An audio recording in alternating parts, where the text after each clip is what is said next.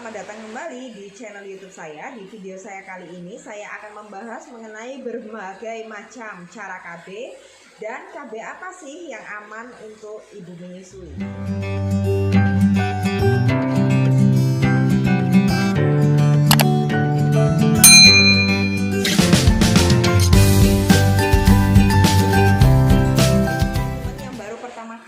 Ke YouTube saya, perkenalkan nama saya Dr. Stephanie Paulus. Saya seorang beauty and health consultant dan seorang bisnis online mentor.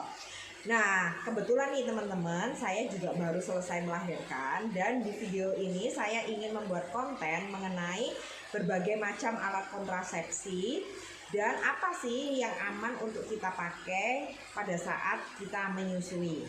Nah, di sini untuk sekedar info ya buat teman-teman di sini bahwa kita sebagai wanita bisa subur kembali itu setelah 3-6 minggu pasca persalinan ya. Nah, itu bisa ditandai dengan adanya berhentinya dari darah nifas dan kemudian kita akan mulai yang namanya dapat datang bulan kembali. Nah, di sini teman-teman ada 5 faktor yang perlu kita pertimbangkan ketika kita ingin melakukan pemilihan dari kontrasepsi ya. Yang pertama adalah usia reproduksi ya, atau teman-teman adalah yang berusia di atas 40 tahun. Nah, biasanya di sini kalau misalnya kita masih di usia reproduksi, biasanya kita akan diberikan beberapa pilihan KB yang masih bisa fleksibel. Artinya apabila kita mau nambah anak itu masih bisa. Tapi kalau misalnya kita sudah di atas usia 40 tahun, mungkin steril bisa menjadi salah satu opsi ya untuk yang namanya KB mantap ya. Terus yang kedua adalah jangka waktu dari pemakaian. Nah, biasanya di sini kita juga perlu tahu kita itu ketika ingin punya anak kembali mau dijarakin berapa tahun ya. Karena di sini ada KB yang masa suburnya itu bisa pulihnya cepat dan ada yang pulihnya bisa lama ya. Yang ketiga di sini adalah rekam medis daripada pasiennya sendiri ya. Jadi apakah ada penyakit penyertanya, bagaimana riwayat persalinan, terus bagaimana riwayat ber-KB yang sebelumnya, apakah ada efek sampingnya ya, itu perlu dipertanyakan. Yang keempat adalah faktor dari sosial ekonomi ya. Jadi apakah yang terjangkau, karena biasanya macam-macam alat kontrasepsi itu apabila tidak ditanggung dengan BPJS ya, teman-teman harus bayar menggunakan uang pribadi ya. Saya akan menjabarkan berbagai macam alat kontrasepsi ya. Yang pertama adalah KB suntik 1 bulan. Nah, tapi KB suntik 1 bulan ini sebenarnya tidak disarankan untuk kita yang menyusui ya. Alasannya apa? Karena bisa menurunkan produksi ASI, karena di dalam KB suntik 1 bulan ini terdapat 2 kombinasi hormonal ya. Yang kedua juga ada yang namanya KB suntik yang 3 bulan ya. Kalau KB suntik 3 bulan ini teman-teman, kita itu biasanya itu enggak haid ya. Dan kalau misalnya tidak haid, kita punya efek samping keropos tulang.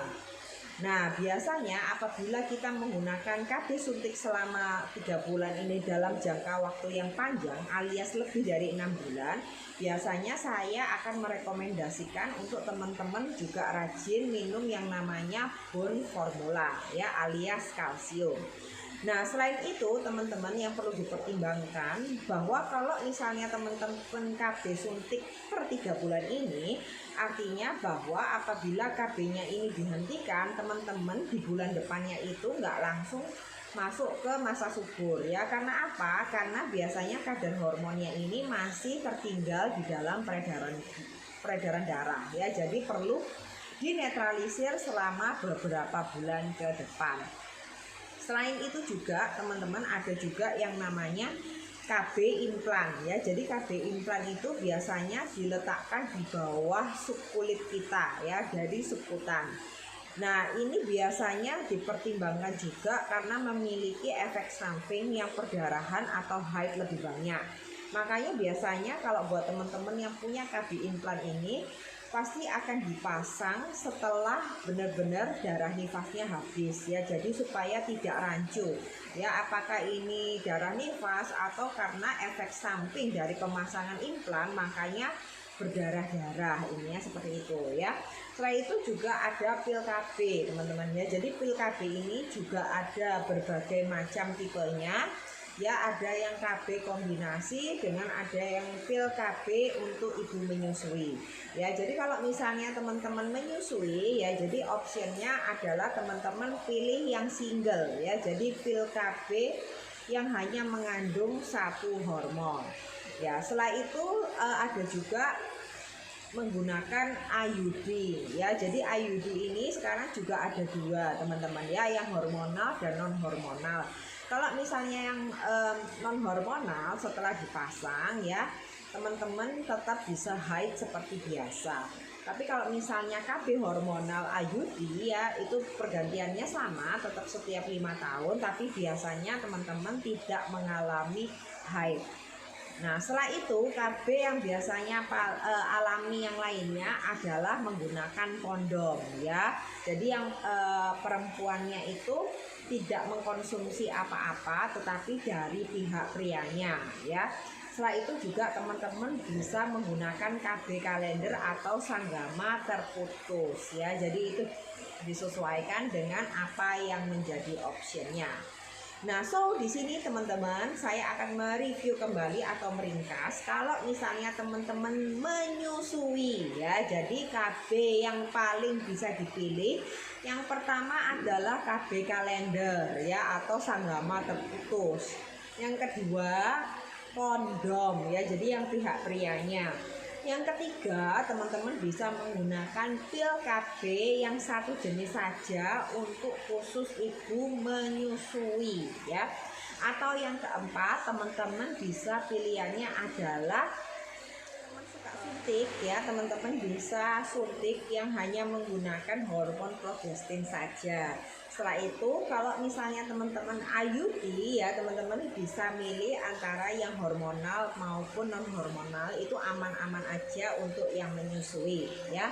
Dan selanjutnya apabila Anda mantap dan sudah melebihi usia reproduksi, Anda juga bisa memilih untuk steril ya, baik dari pihak perempuan ya tubertomi atau dari pihak laki-lakinya adalah vasektomi ya. Oke, sekian dulu video YouTube dari saya teman-teman. Semoga video edukasi ini membantu. Jangan lupa diklik tanda loncengnya agar teman-teman mendapatkan notifikasi terbaru ketika saya mengupload video YouTube saya.